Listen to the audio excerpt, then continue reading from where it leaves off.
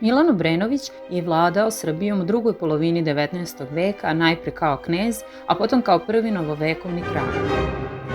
Nesumnjive i neobične umne nadarenosti, Milana je pratio glas veoma nervoznog čoveka opterećenog paranojom. Uzroke njegovih stalnih strahova i večiti sumnjičavosti treba potražiti u načinu na koji je život završio njegov prethodnik, knez Mihajlo, ali i činjenici da je na njega pokušano čak 4 atentata.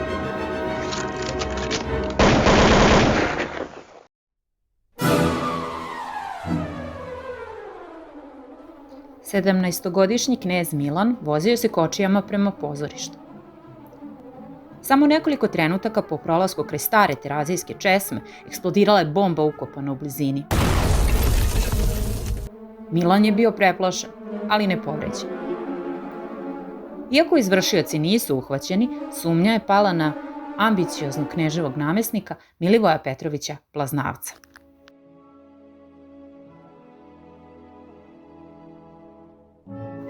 Dok se olakšavao u jednom smederevskom poljskom klozetu,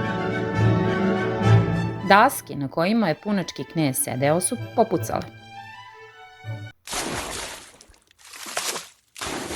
I on se našao u septičkoj jami. Spasao ga je pištolj kojim je signalizirao dvorjanima. Slučajnost? Ili možda ne?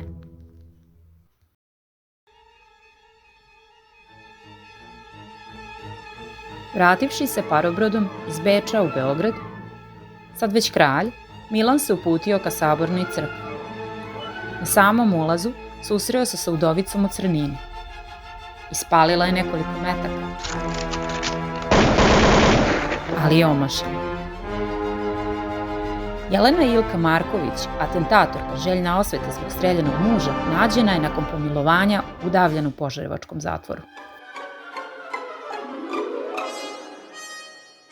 Iako je abdicirao 1889. Milan se vratio u zemlju na poziv svog sina, kralja Aleksandra,